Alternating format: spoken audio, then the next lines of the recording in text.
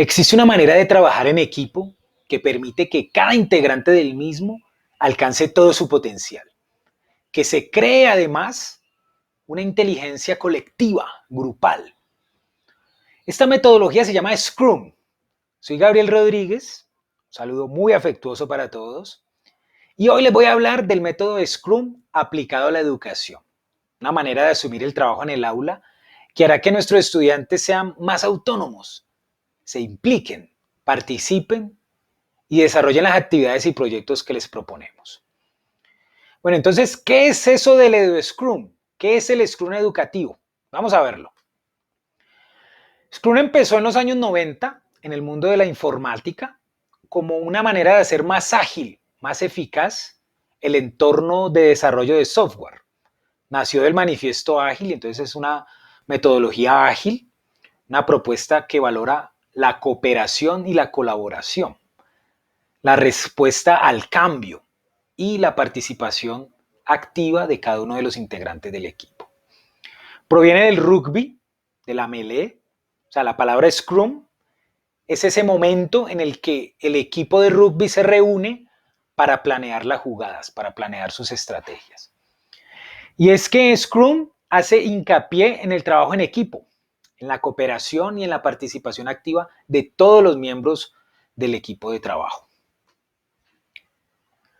Su creador, Jeff Sutherland, trasladó los valores que aprendió en el ejército al mundo corporativo, resaltando la confianza en el equipo, la autoorganización y la mejora continua. Entonces, Scrum es un método ágil, muy eficaz para el desarrollo de proyectos complejos. En el aula, un proyecto complejo puede ser desde escribir un informe de lectura, un ensayo, a realizar una exposición, un examen, crear una maqueta, un podcast, etc. Lo importante es que los estudiantes con Scrum aprenden haciendo y logran participar activamente, pues son ellos los que deben planificar y gestionar el proyecto. Esto hace que se motiven, que se comprometan. Además, deben trabajar de forma cooperativa para realizar las tareas y mostrar su progreso. Mostrarlo de forma visual, en un tablero. En suma, con el método Scrum, los estudiantes se adueñan de su aprendizaje. Scrum hace también mucho énfasis en la reflexión, en la mejora continua, en mirar hacia atrás y ver qué funcionó y qué no, para optimizar los procesos y hacer que el equipo sea un equipo de alto rendimiento. Esto ayuda muchísimo a que los alumnos piensen en cómo están aprendiendo e insisto en que se adueñen de su aprendizaje. ¿Por qué utilizar Scrum en clase? Porque ayuda a incrementar la motivación de los chicos, los compromete, porque participan, porque hacen las cosas a su estilo, porque pueden gestionar sus tareas de la manera más eficaz. Los estudiantes aprenden a colaborar, a gestionar su tiempo, a ser responsables, autónomos. Al crear un proyecto con sus compañeros, se genera un sentido de propiedad, de pertenencia, y esto aumenta la motivación. Esta co-creación, esta creación conjunta, va de la mano de la mejora continua, de la transparencia en los procesos. Y por eso es que se usa un tablero de equipo, un flap, que tiene que estar a la vista de todos. Va de la mano de la revisión y la verificación de las tareas que los estudiantes hacen. Una verificación que realizan tanto ellos como equipo como el docente. Y va de la mano de la forma en que los estudiantes asumen los obstáculos y los conflictos. Si surgen y es necesario hacer cambios en la planificación, se hacen, pues los obstáculos y los conflictos no son malos per se, son una etapa más del aprendizaje y siempre lo enriquecen. En Scrum hay dos roles vitales, el Product Owner, que es el dueño del producto, y el Scrum Master. Este último rol se comparte en el aula con un miembro de cada equipo que denominamos capitán. Entonces, siendo el docente el dueño del producto y el Scrum Master, pues es el que le va a dar a los chicos el qué hacer y el por qué se hace, el por qué se está aprendiendo lo que se está aprendiendo. Todo esto tiene que estar alineado con lo que la asignatura demanda, con los criterios de evaluación y con unos objetivos bien definidos y unos plazos.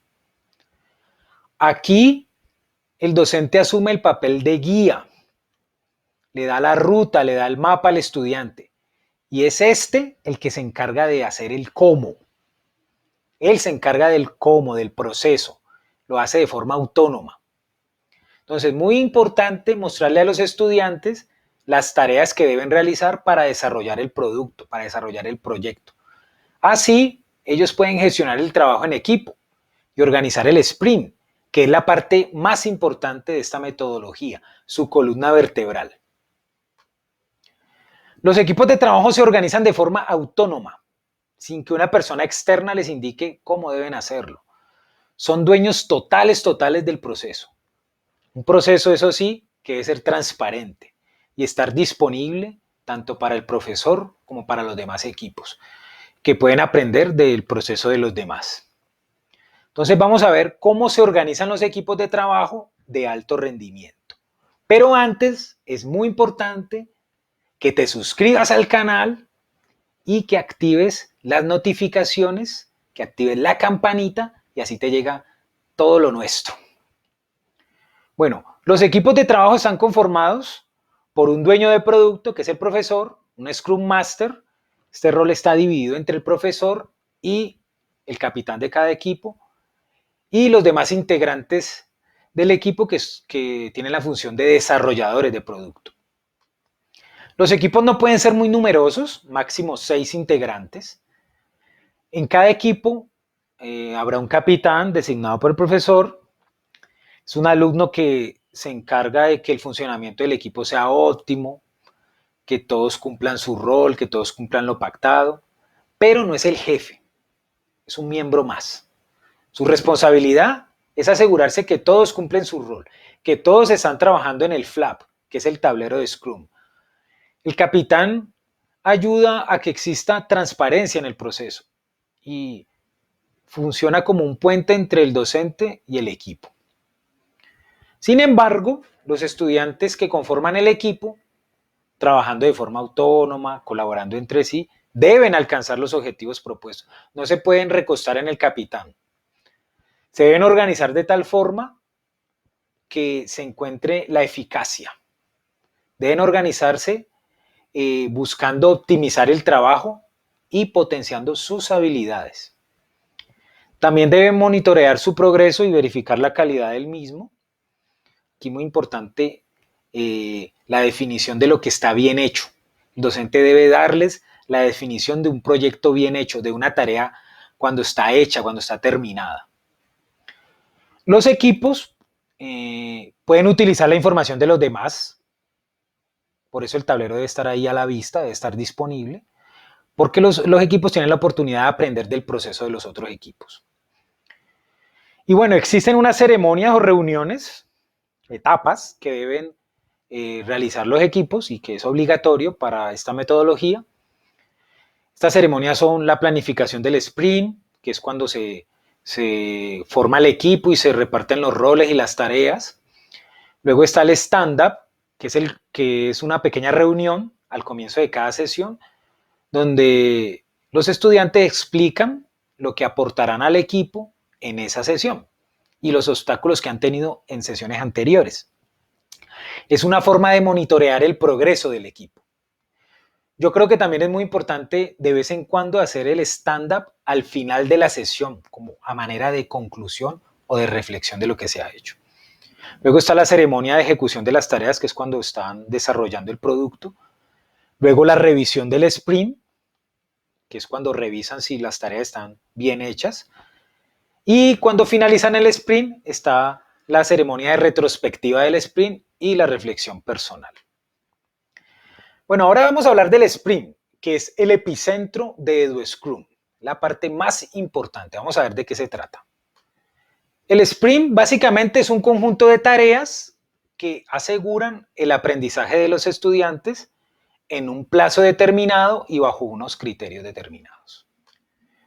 Entonces, hay unas ceremonias o reuniones que constituyen la base del sprint y pues que lo configuran como tal. Acá yo le voy a llamar etapas, ¿vale? Está la etapa de planificación y formación de equipos. Acá inicia el sprint con la asignación de tareas y roles. Los estudiantes deben tener muy claros el objetivo de aprendizaje, los plazos de entrega, el tema, la descripción del proyecto o producto, los criterios de evaluación, el paso a paso. Todo esto debe estar clarísimo, explícito. Entonces, vital porque los equipos deben tener muy claro lo que se espera de ellos. Luego está la etapa de iteración, y aquí es donde los estudiantes trabajan, donde desarrollan el producto de forma iterativa, es decir, de forma cíclica, repetitiva. Y en esa repetición, en esa iteración, se va mejorando. Entonces aquí es donde se desarrollan las tareas propuestas. Y ahora les explico bien el ciclo iterativo. Luego está la etapa en la que el equipo verifica si dichas tareas están bien hechas, si necesitan reajustar algún procedimiento y aplicar acciones de mejora, etc. Y por último, la etapa de reflexión, donde el estudiante realiza una mirada retrospectiva sobre su proceso durante el sprint en aras de mejorar, de hacer que el equipo sea un equipo de alto rendimiento. Entonces, muy importante que el sprint sea iterativo e incremental. Debe ser así. Es decir, que el trabajo se hace poco a poco y no de golpe. Es un proceso de mejora continua que está basado en el principio ODA. Este principio significa observar, orientar, decidir y actuar. Observamos lo que hemos hecho, hacemos ajustes y logramos el objetivo que se espera. Repito, observamos lo que hemos hecho, hacemos ajustes, retomamos el trabajo, hacemos esto las veces que sean necesarias hasta que logramos el objetivo. De esta forma, los equipos de trabajo se vuelven eficaces, alcanzan todo su potencial. Y pues por último, recordar que siempre debemos darle los plazos a los estudiantes, muy claro con eso. Y dividir los proyectos o productos que le vamos a pedir en tareas, troceárselos. Bueno, voy a explicar el proceso de iteración que debe experimentar un equipo en el sprint. Supongamos que los estudiantes tienen que hacer un proyecto que es un podcast, ¿vale? Y ese proyecto está dividido en 3 tareas. Y para cada una de ellas se va a hacer una sprint, un ciclo de iteración. Entonces, supongamos que la primera tarea del podcast es una indagación sobre un tema determinado. Entonces, se pasa a la etapa de planificar. Entonces, aquí el equipo que ya está definido planifica el trabajo en función del objetivo. Muy importante la reunión de stand-up, donde se va a definir lo que cada miembro hará y le aportará el equipo en la sesión. ¿Vale? Tienen ya los roles definidos, se dividen ese trabajo de indagación y cada uno dice cómo va a indagar, qué es lo que va a hacer, sin perder de vista el objetivo.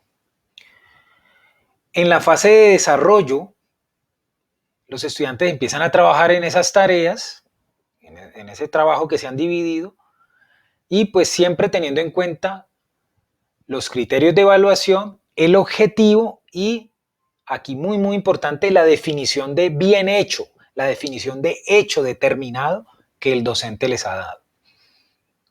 Luego pasan con el principio ODA, siempre ahí presente, a la fase de verificar las tareas. Entonces, cuando ellos ya han hecho las tareas, cuando ya han hecho su trabajo, las van a verificar, van a asegurarse que estén lo más refinadas, lo más pulidas posibles. Entonces aquí, digamos, en esta indagación, verifican que no esté repetida la información, que de verdad esa información sea relevante, que sea de fuentes confiables, etc. Luego de eso, se la pasan al profesor, ¿vale? O si en esa investigación el profesor les ha pedido que hagan un resumen o que hagan un esquema, que la presenten de una forma determinada, se aseguran que cumpla todo lo que el profesor ha dicho, que cumpla la definición de bien hecho Cuando ya lo han hecho ellos mismos, llaman al profesor para que lo revise él. Y para finalizar el ciclo iterativo y finalizar el sprint, el grupo reflexiona sobre su trabajo y toma acciones de mejora. De esta forma, perfecciona su funcionamiento. Esto es lo que los japoneses llaman Kaizen, que es la mejora continua. Hecho esto, se pasa al otro sprint a desarrollar la siguiente tarea y de esta forma alcanzan el objetivo de la forma más eficaz posible. Bueno, aquí hay un ejemplo del tablero de Scrum, del Flap.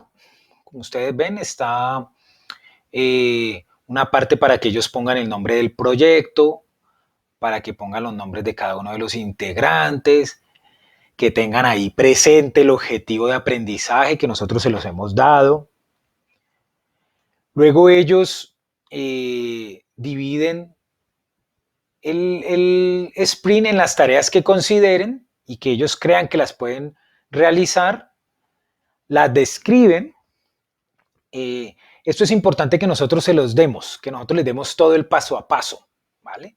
Entonces, en el ejemplo que poníamos del podcast de la indagación, indagar sobre un tema y supongamos hacer un mapa mental. Entonces, ellos se dividen eso. Ellos se dividen esa tarea de indagar. Entonces, por ejemplo, uno puede poner buscar un documental. Entonces, buscar un documental relevante sobre el tema del maltrato a la mujer. Encargado fulanito. Otra tarea, buscar noticias sobre el maltrato a la mujer en la actualidad. Encargada fulanita.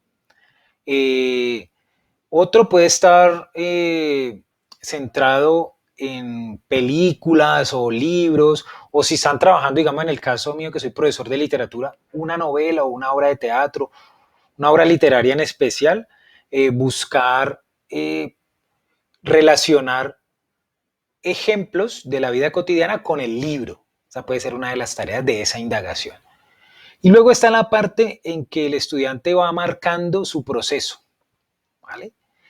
Este flap, este tablero debe estar a la vista de todos los grupos, o sea, cualquiera puede ir y mirar cómo van los otros equipos, ver qué tareas crearon o cómo desglosaron la gran tarea, de cómo asumieron el sprint y pueden copiarles, ah, mira, ellos lo hicieron así, les está funcionando, ellos han avanzado, ¿vale?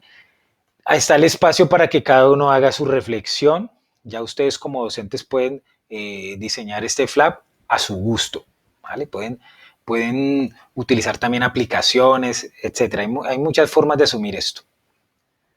Muchísimas gracias, espero que este video sea de mucha utilidad para todos los docentes, que logren formar equipos de trabajo de alto rendimiento en sus clases con esta metodología. Un abrazo para todos y mil bendiciones.